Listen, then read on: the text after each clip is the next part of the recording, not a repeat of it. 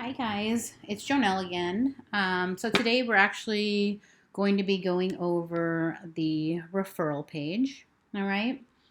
Um, this is actually an internal form that initiates the request for an initial assessment. This form is actually to be used for only initial assessments and needs to be attached to the initial IEP. So the form is actually going to be completed by the case manager. For a student with an existing SEIS account, the demographic fields will actually be populated. Um, if the student is eligible, this form is not going to be needed. Sometimes we get students that don't tell us that they have an IEP, and so the team moves forward and starts this process for an initial assessment, and we enter the information in SEIS, and lo and behold, they had an IEP somewhere else, and so they're already active in the system. So if that's the case, then you don't need this form. But if it's an initial IEP, you've gone through the SST process, or there's been a child find some sort of referral from the school, then we would want this referral page filled out, okay? Let's see. So before you can even get to this page, you will, if the student is not already in SEIS, you will need to add the student through a student add form. And I will add the link to the bottom of this video to show you, or not to show you, but to explain how to request a student add form via SEIS, and it'll actually direct you to our special ed handbook, okay? So we are going to pretend that you've already done this process of adding the student in SEIS, and so now it's brought you to this page. If the information is not here, you will need to add that in. So make sure that you have, and all this is pretty self-explanatory. All of these fields should be filled out. Okay. If there are areas like the person making the referral and the title, you want to make sure that those are in here, because essentially this information is also going to be provided on the info and eligibility page of SEIS. So we want to make sure that we have all of this information as to when the referral was made, when assessment plans were sent out, etc., because that holds us to a timeline, and we are legally responsible to make sure that we are following through with the timelines on there.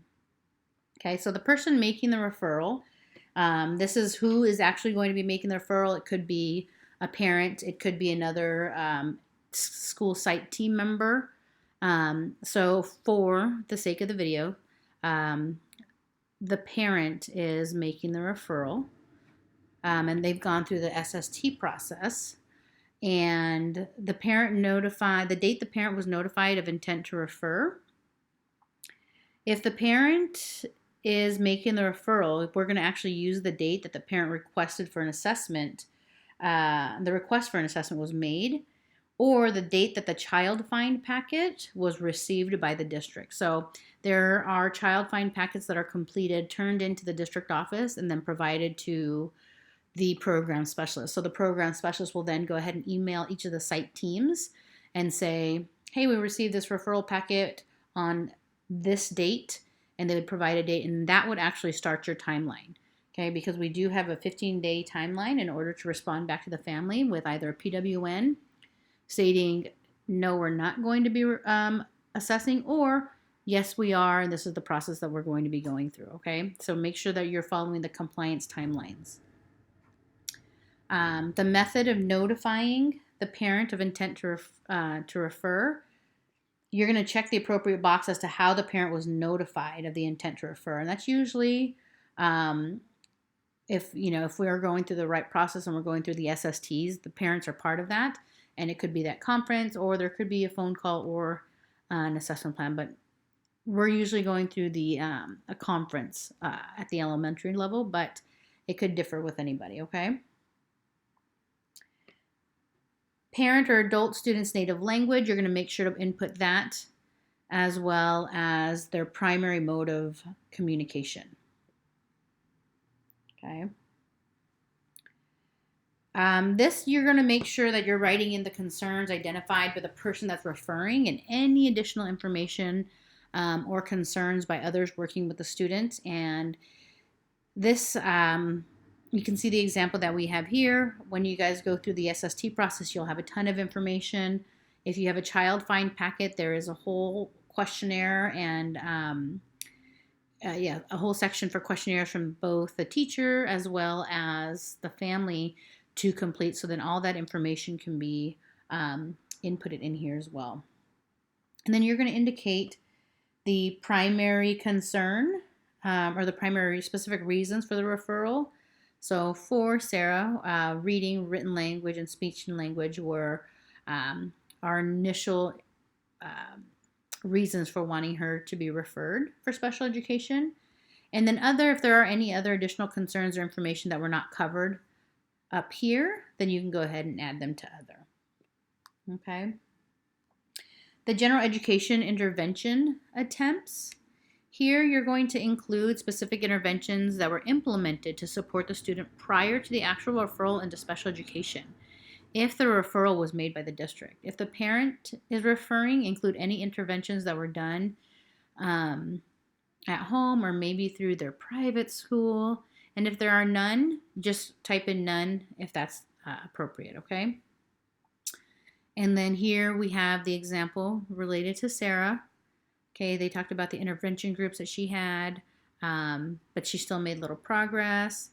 She had access to tutors, differentiated instruction, small group, and still wasn't making progress, so they went ahead and provided assessment. So the bottom section down here, this is where you guys as case managers, school psychologists collaborating, working together to add in the date received. And this is the date, again, that the referral was received. This information is critical because it does start that timeline for providing the assessment plan and PWN to the families, okay? And what we're seeing here is the assessment plan due 15 days. So essentially, if we receive this, we want to make sure that in 15 days, this is when that assessment plan is going out by, okay? No later, because then we would pass that compliance timeline.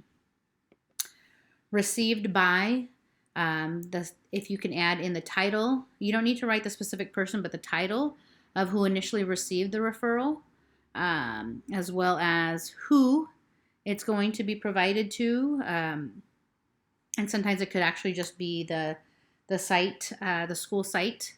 And the case manager is essentially who it's going to be going to. So resource, school psychologist, or speech pathologist.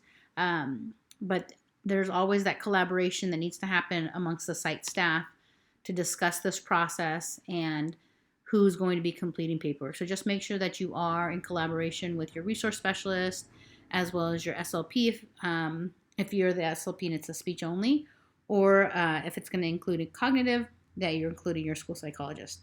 Okay? So pretty simple referral process. Just make sure that you are adding this to the initial IEP as well as the copy that's being sent into the district office. Okay?